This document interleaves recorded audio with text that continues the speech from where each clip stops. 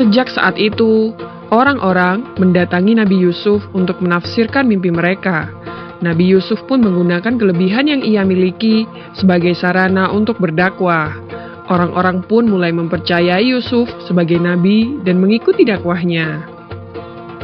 Pada suatu hari, Raja Mesir bermimpi aneh. Mimpi itu terjadi berulang-ulang.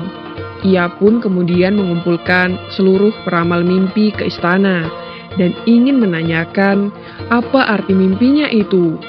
Raja berkata, "Sesungguhnya aku bermimpi melihat 7 ekor sapi betina yang gemuk dimakan oleh 7 ekor sapi betina yang kurus. Lalu ada 7 buah biji hijau dan 7 buah biji lainnya yang kering." Para peramal yang diundang mulai berpikir, akan tetapi seluruhnya tidak ada yang mampu menafsirkan mimpi sang raja. Sang raja kemudian resah dengan mimpi yang dialaminya tersebut. Pada saat itulah, pelayan raja yang mimpinya pernah ditafsirkan oleh Nabi Yusuf teringat kepada Yusuf.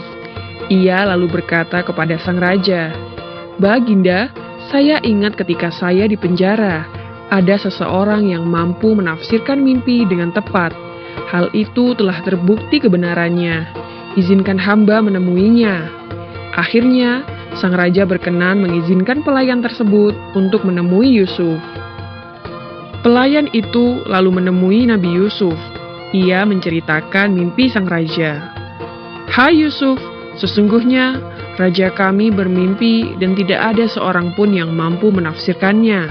Oleh karena itu, terangkanlah kepada kami tentang 7 ekor sapi betina yang gemuk dimakan oleh 7 ekor sapi betina yang kurus, lalu ada 7 buah biji hijau dan 7 buah biji lainnya yang kering."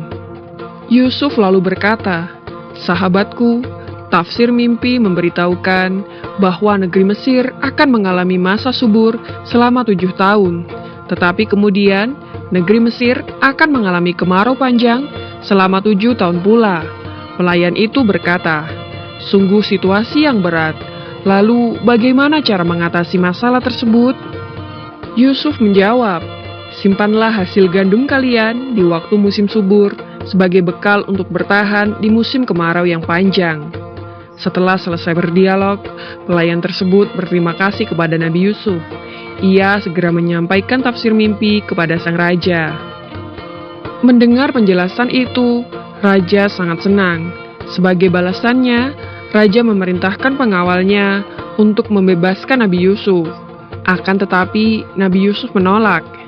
Ia menolak dibebaskan sebelum perkaranya disidangkan dan ia diputuskan tidak bersalah. Kemudian sang raja kembali mengangkat permasalahan Yusuf. Ia mencoba untuk mencari kebenarannya. Semua orang yang terlibat dalam masalah tersebut dipanggil dan dimintai kesaksiannya atas peristiwa yang menimpa Yusuf. Pada saat itulah, Zulaikha mengakui kesalahannya. Pengakuan Zulaikha menjadi bukti bahwa Yusuf memang tidak bersalah. Pada akhirnya, Nabi Yusuf dibebaskan. Ia berkata, "Pembuktian dengan pengadilan ini agar Kitfir al-Aziz mengetahui bahwa sesungguhnya aku tidak berkhianat kepadanya di belakang, dan bahwa Allah tidak meridhoi tipu daya orang-orang yang berkhianat." Nabi Yusuf pun bersyukur kepada Allah karena kebenaran telah dibuktikan. Demikianlah kisah Nabi Yusuf alaihissalam menafsirkan mimpi raja.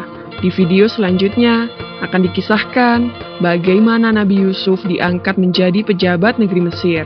Nantikan kisahnya hanya di channel YouTube Anak Muslim.